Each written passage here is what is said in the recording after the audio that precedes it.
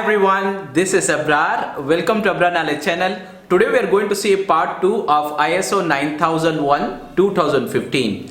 Just to give a quick recall that in part 1 we had seen 10 classes. Class number 1 is scope, class number 2 is normative reference, class number 3 is terms and definition. These 3 classes are not auditable classes, are the basic classes, basic requirement of the standard.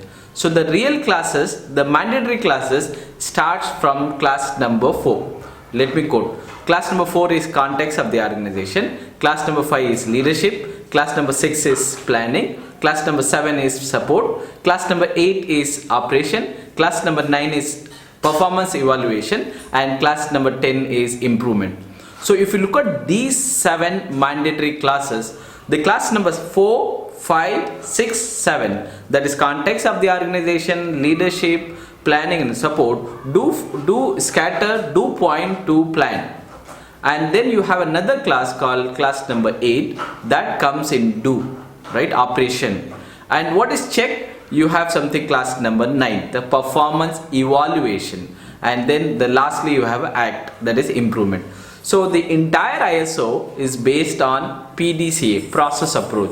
And also we had seen in the part 1 that this is all about risk-based thinking. For example, let's say identify the risk, promote the risk-based thinking through leadership team, and then identify the risk, mitigate the risk, and have it improve. So this is the one. This is a quick summary of part 1.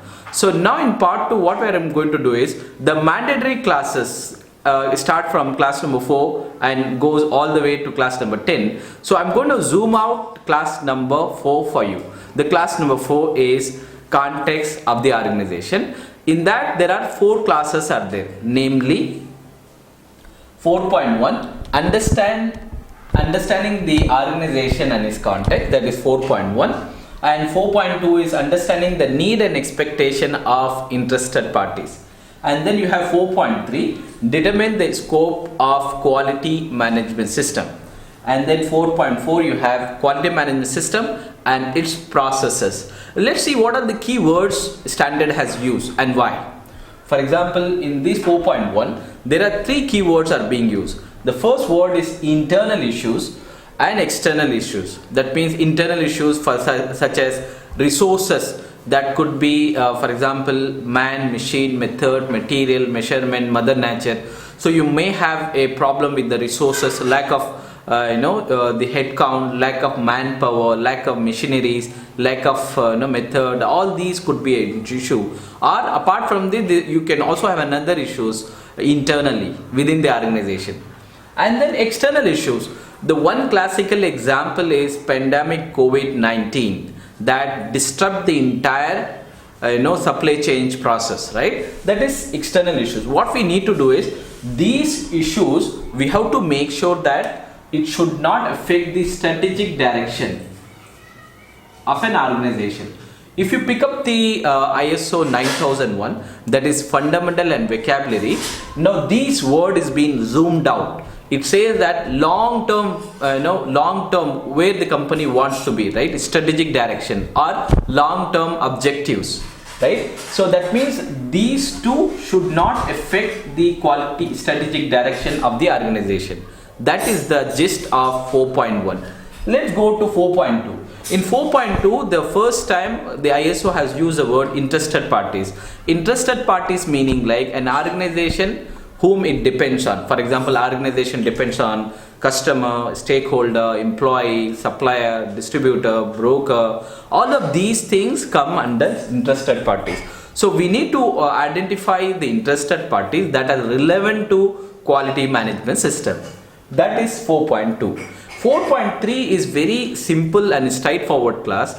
So basically 4.3 is 4.1 and 4.2 plus scope. Meaning like internal issues and external issues and then interested parties. Along with that scope we need to document.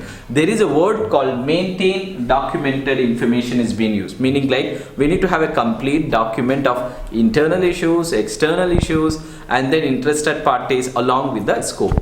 Then lastly we have QMS and its processes. The word processes in the ISO context is very very interesting. Processes refer to output or portfolio. If you pick up the dictionary, that is ISO 9000, you will find like 3.11.5. there you will find that processes meaning like refers to an output complete. For example, we are talking about organization. For example, an organization is mobile manufacturing organization, so the output is what? Mobile. That is your processes.